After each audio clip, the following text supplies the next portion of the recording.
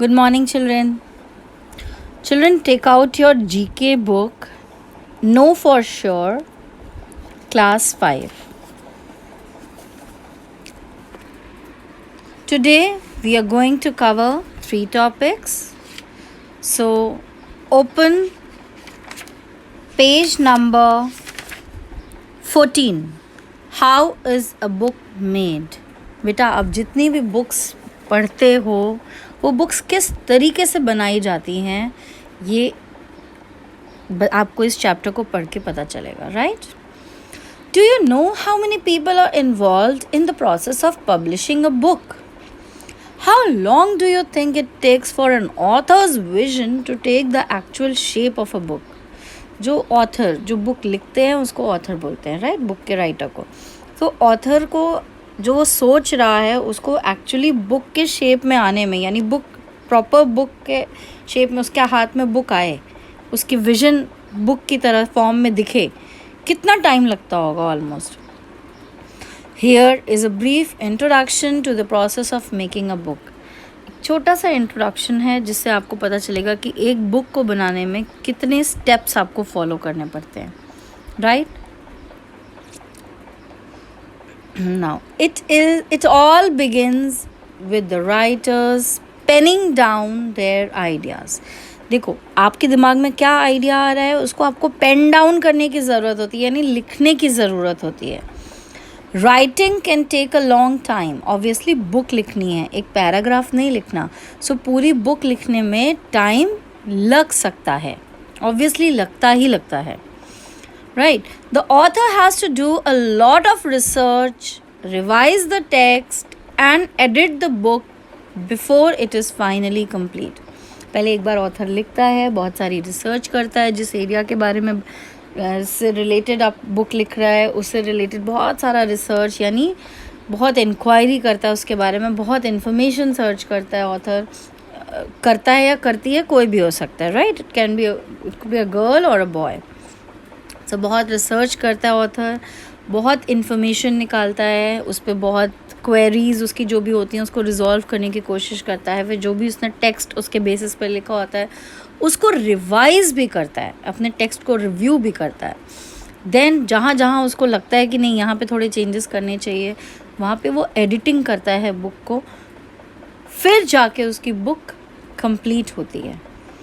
But वो book आपकी सिर्फ राइटिंग होती है बुक की, वो हाथ से लिख रहा है बुक को, अभी छपी नहीं है बुक, पब्लिश नहीं हुई है, प्रिंटिंग नहीं हुई है उसकी, अभी सिर्फ उसने हाथ से लिखा है।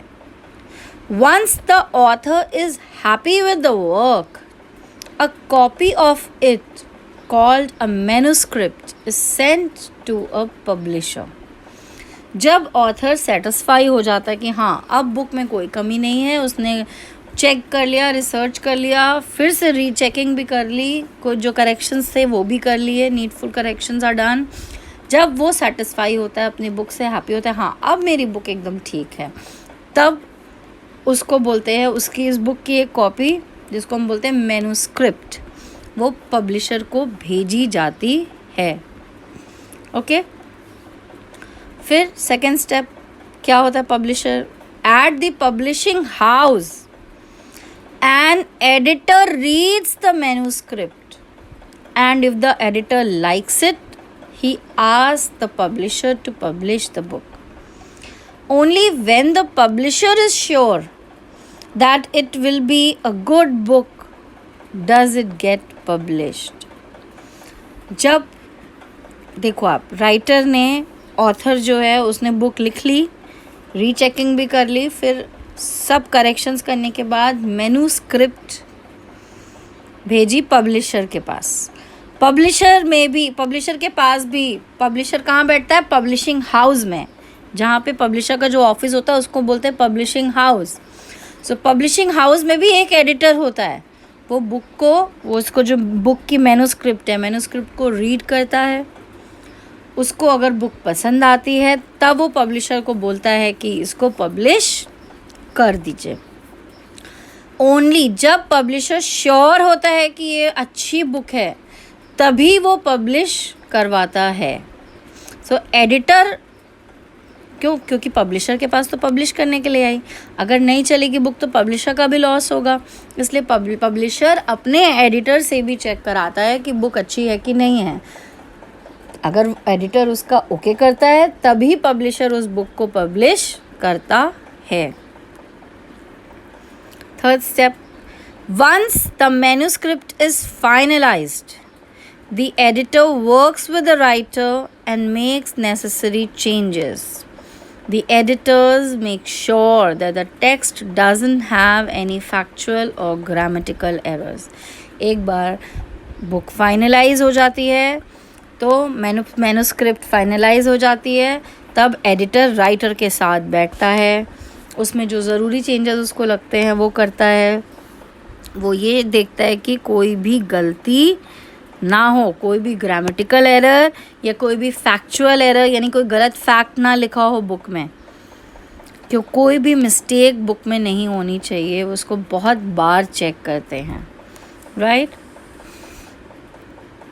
Meanwhile the designer comes up with a good design for the book. अब क्या होता है, डिज़ाइनर बुक के अच्छे डिज़ाइन के लाते हैं, क्योंकि बुक की डिज़ाइनिंग भी इम्पॉर्टेंट है। अगर अट्रैक्टिव होगा उसका डिज़ाइन तभी बच्चों का पढ़ने का मन करता है, right. Later the text and images are arranged in a form of print ready pages. Print ready, जैसे आपकी बुक में पेजेस हैं जो प्रिंटिंग हो रखी है, ऐसे पेजेस रेडी किए जाते हैं बुक के लिए। बुक के प्रिंट रेडी पेजेस को रेडी किया जाता है, उसको इसी तरह अरेंज किया जाता है to make the book error free. Book बिना गलती के बनाने के लिए क्या किया जाता है, the first draft of the printed book is reviewed by proof readers. यानी पहले एक कॉपी प्रिंट की जाती है जिसको हम बोलते हैं draft of the printed book. उसको रिव्यू कौन करता है, उसको चेक कौन करता है, प्रूफ रीडर एक बार उस बुक को चेक करता है।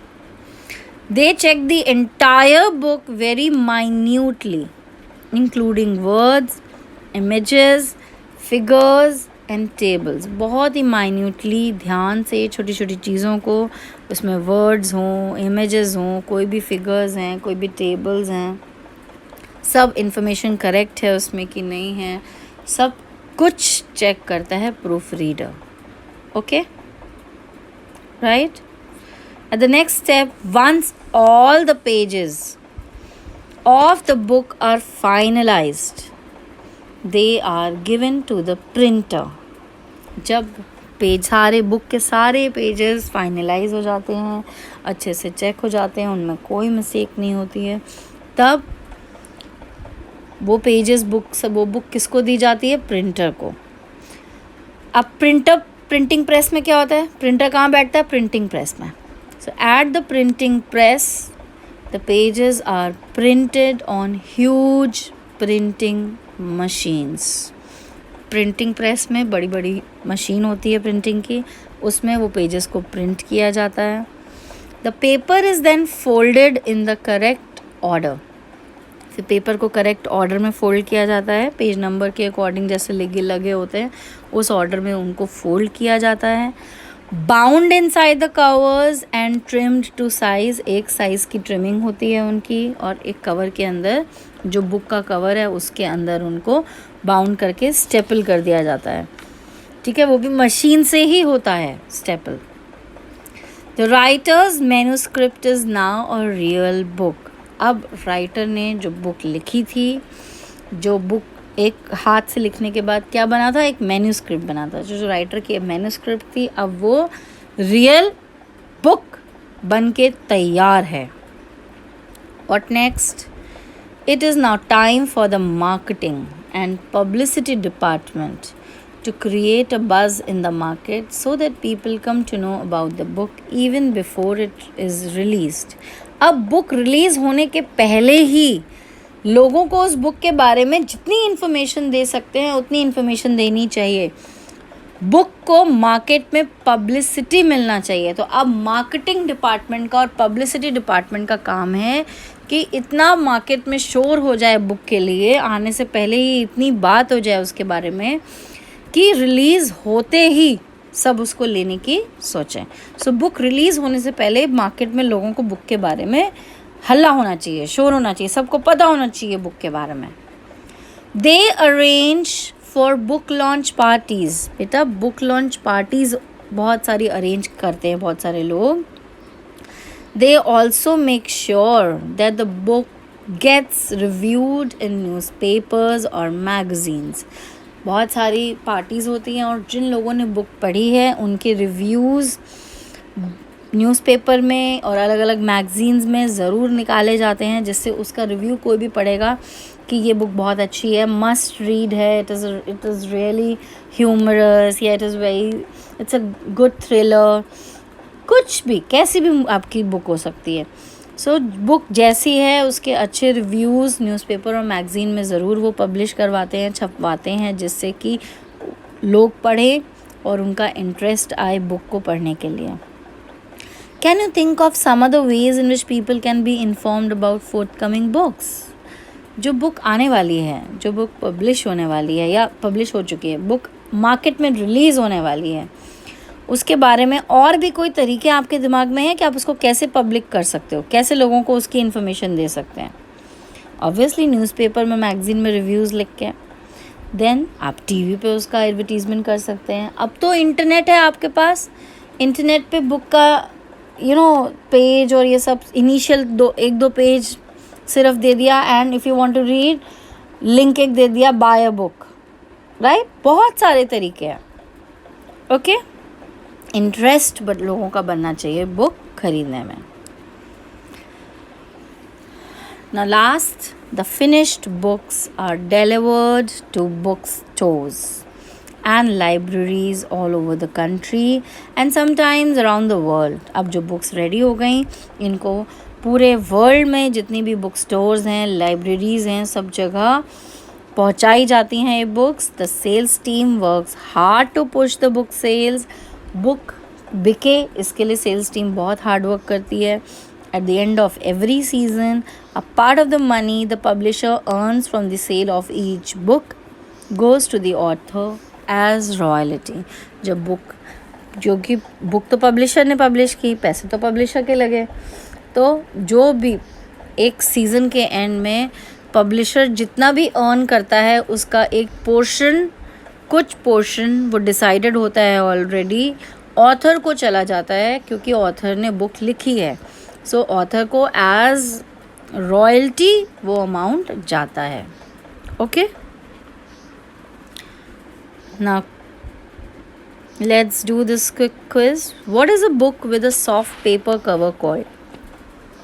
जो book soft paper cover book होती है, एक हार्ड कवर होती है, वो मोटी बुक्स होती है, दफ्ती वाली बुक्स, एक सॉफ्ट पेपर बुक्स होती हैं, तो उनको हम बोलते हैं पेपर बैक। कौन सी बुक? उन बुक्स को क्या बोला जाता है? Paperback. Okay, number 2, who invented the mechanised printing press?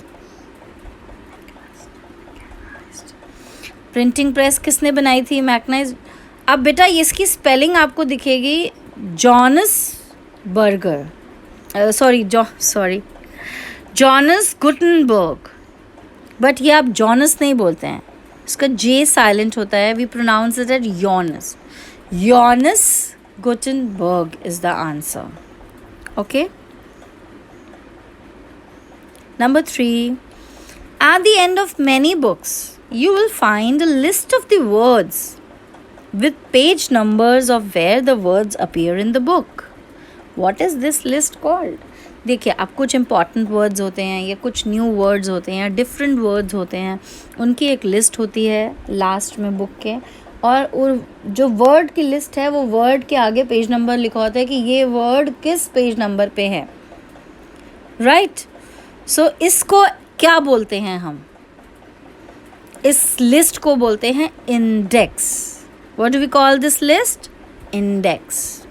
Okay, number 4, what is an introduction to the book by an eminent personality called? Book का इंट्रोडक्शन अगर किसी एमिनेंट पर्सनालिटी ने दिया है, eminent means well known, famous, अपने area में जो famous हो, अपने काम का जो परफेक्शनिस्ट हो, यू नो, फेमस पर्सनालिटी जो है, जैसे फेमस साइंटिस्ट है तो वो बुक का फॉरवर्ड लिख रहे हैं, राइट।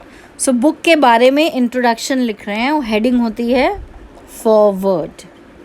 उसको बोलते क्या है, बुक का इंट्रोडक्शन। कोई फेमस पर्सनालिटी अगर लिख रही है, बुक में वो प्रिंट हुआ है, तो उसके ऊपर हेडिंग क्या लिखी होती है, उसको हम क्या बोलते हैं, forward.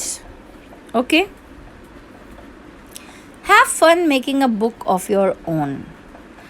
Decide among your group of friends who will be the writer, editor, publisher, illustrator, proofreader, or the marketing person, and role play these characters. Beta, since your virtual classes are going on, आपका school अभी open नहीं है, तो आप ये activity नहीं कर सकते हैं बच्चों। Okay, so just leave it. Turn to next page, page number 16.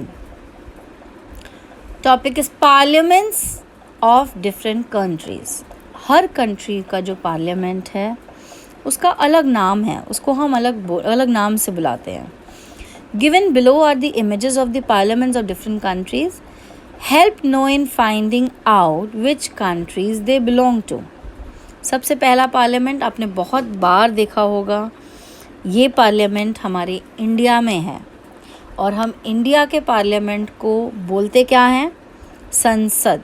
आपकी बुक में उस पार्लियामेंट को क्या बोलते हैं ये नहीं दिया हुआ है लिखने के लिए, बट यू राइट इट, जिससे आपको पता हो कि इंडिया के पार्लियामेंट को क्या बोलते हैं, संसद।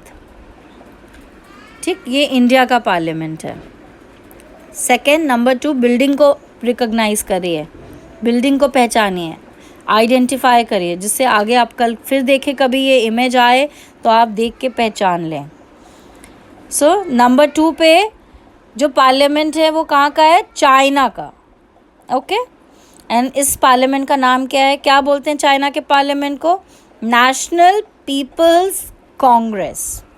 ओके, नंबर 3, ये पार्लियामेंट की जो पिक्चर बनी है नंबर 3, ये किस कंट्री में है, रशिया।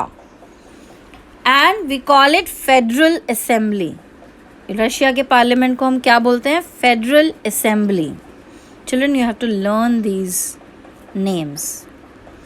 नंबर 4, ये जो बिल्डिंग है बेटा, ये कहाँ के पार्लियामेंट की है, डेनमार्क। एंड डेनमार्क के पार्लियामेंट को बोलते हैं फॉकेटिंग, राइट। Number 5, Japan. ये जापान का पार्लियामेंट है, एंड इसका नाम है, इसको हम बोलते हैं डाइट। नंबर 6, पार्लियामेंट, ये पिक्चर देखिए, ये बांग्लादेश का पार्लियामेंट है, इसको हम बोलते हैं जातीय संसद। बांग्लादेश का पार्लियामेंट है ये, और इसको बोलते क्या है, जातीय संसद। देन नंबर 7, ये कहाँ का पार्लियामेंट है बच्चों, ये इज़राइल का पार्लियामेंट है। इज़राइल का पार्लियामेंट है और हम इसको बोलते हैं नेसेट, के इज साइलेंट, नेसेट। नंबर 8, बेटा ये यूनाइटेड स्टेट्स का पार्लियामेंट है और इसको बोलते हैं capital. United states, US, United states का पार्लियामेंट है और हम इसको बोलते हैं capital. Next, in the last picture, number 9, ये ब्रिटेन का पार्लियामेंट है, ओके, और इसको बोलते क्या है, House of Commons and House of Lords. Common man और जो प्रिंसेस, लॉर्ड्स वगैरह हैं, उनका भी, दोनों का हाउस है। सो ये ब्रिटेन का पार्लियामेंट है, इसका नाम है, इसको बोलते क्या है इस पार्लियामेंट को, House of Commons and House of Lords. Okay, I hope ये भी आपको क्लियर होगा। Now turn to the next page. Body works. Use the clues to identify the terms associated with our body. अब बेटा बहुत clear है, इसमें आपको मैक्सिमम बॉडी पार्ट्स पता है। क्लूज़ दी हुई हैं, क्लूज़ पढ़ के आपको fill in the blanks, missing letters की तरह से दिया है, आपको वो वर्ड कंप्लीट करना है, बॉडी पार्ट कंप्लीट करना है। This muscle is present at the top of your arm, आपकी आर्म के ऊपर के पोर्शन में ये मसल होती है, इसको हम क्या बोलते हैं? Biceps. What do we call it? Biceps. Number 2, this is the opening through which light can enter your eye. ये एक ओपनिंग होती है आपकी आँख में जिससे लाइट एंटर करती है. हम इसे क्या बोलते हैं? प्यूपल. क्या बोलते हैं? Pupil. Okay. Number 3, this is the coloured part of your eye. आपके आई का जो कलर्ड हिस्सा होता है उसको क्या बोलते हैं? आइरिस. आपकी आई का, आँख का जो कलर्ड हिस्सा होता है उसको बोलते हैं iris. Number 4, these cells carry oxygen through your body. आपकी बॉडी पे कौन सी सेल्स ऑक्सीजन कैरी करती हैं? Red blood cells. कौन सी सेल्स आपकी बॉडी में ऑक्सीजन कैरी करती हैं? Red blood cells. Number 5, this part of the brain controls movement and balance. Brain का ये हिस्सा मूवमेंट, जो आप मूव करते हो एक जगह से दूसरी जगह, जो आपकी बॉडी का बैलेंस होता है, गिरते नहीं हो, बॉडी बैलेंस हो जाती है आपकी चलते हुए. तो कौन सा पार्ट है ब्रेन का जो आपके मूवमेंट को और बैलेंस को कंट्रोल करता है? The answer is cerebellum. Answer is cerebellum. Okay. Number 6, white blood cells are made here. White blood cells कहाँ पे बनती हैं? आपकी बॉडी के अंदर वाइट ब्लड सेल्स कहाँ बनती हैं? बोन मैरो में. कहाँ बनती हैं? बोन मैरो में. Number 7, this organ is called the voice box. इस ऑर्गन को हम वॉइस बॉक्स बोलते हैं. It helps us to produce sound. उसी की वजह से मैं बोल पा रही हूँ, उसी की वजह से आप बोलते हो. तो आपकी जो आवाज़ निकलती है वॉइस बॉक्स की वजह से निकलती है. और इसको क्या बोलते हैं? लैरिनिक्स. लैरिन्क्स. LARYNX. Okay. Number 8, raised hair or spots on the skin caused by cold, fear or sudden excitement. एकदम से ठंड लगती है तो भी आपके हाथों पैरों में, आपकी बॉडी के बाल खड़े हो जाते हैं. Raised hair. ठीक है, उठे उठे बाल दिखने लगते हैं. ठंड से भी, डर से भी, या एकदम से आप एक्साइटमेंट होता है किसी चीज़ का तो भी, या कुछ ऐसे सडन न्यूज़ सुनते हो जो जिससे आपको, कुछ लोग उसको बोलते हैं अरे कपकपी आ गई, अरे मेरे रोंगटे खड़े हो गए. राइट. सो रोंगटे खड़े होना को इंग्लिश में बोलते हैं goose bumps. Right. What do we call it? Goose bumps. Fine. Number 9, this is largest internal organ in our body. हमारी बॉडी की सबसे बड़ी इंटरनल ऑर्गन क्या है? Liver. Number 10, the smallest bone in our body called the stirrup is present here. हमारी body की सबसे छोटी बोन जिसको हम बोलते हैं स्टिरअप, वो यहाँ है, इस बॉडी पार्ट में है. तो स्टिरअप कहाँ है? ईयर में. आपके ईयर के अंदर, ईयर में सबसे छोटी बोन होती है और उस बोन को बोलते हैं stirrup. Number 11, they are the largest teeth that do not appear until you are an adult. उसको बोलते हैं अक्कल दाढ़ हिंदी में. ठीक है, वो यूजुअली ऐसे मजाक में बोला जाता है कि जब आपको अक्ल आती है तो आपके वो दांत निकलते हैं, बट ऐसा नहीं होता है. उसका नाम है विजडम टीथ. इंग्लिश में बोलते हैं विजडम टीथ, हिंदी में बोलते हैं अक्कल दाढ़.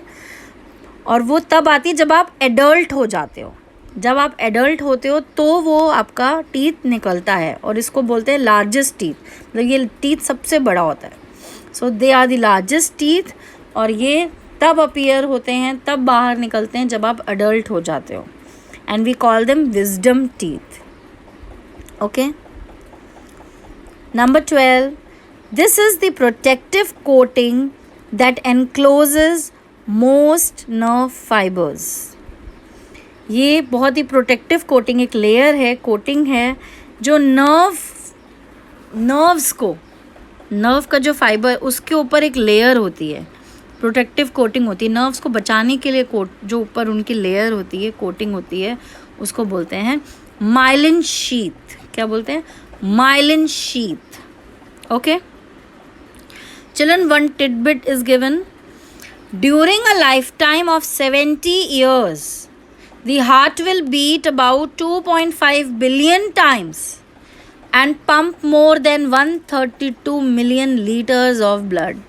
70 साल की अगर किसी की एज है तो 70 ईयर्स तक में हार्ट हमारा 2.5 बिलियन टाइम्स धड़क चुका होता है, बीट कर चुका होता है, एंड कितना लीटर ब्लड पंप कर चुका होता है? 132 मिलियन लीटर्स ब्लड पंप कर चुका होता है हमारा heart 70 years of life span में, राइट? आई होप आपको ये सब कुछ बहुत अच्छे से क्लियर हो गया है। स्टिल अगर आपको कोई डाउट है आप पूछ सकते हैं। Okay, you can clear your doubts. Today we have done how is a book made, parliaments of different countries, and body works. Children, kindly complete your work. Learn the work we are doing in the class. Keep learning all work, whatever work we are doing in the class. Okay? I'll take a surprise test anytime. Okay? Thank you, children. Have a nice day.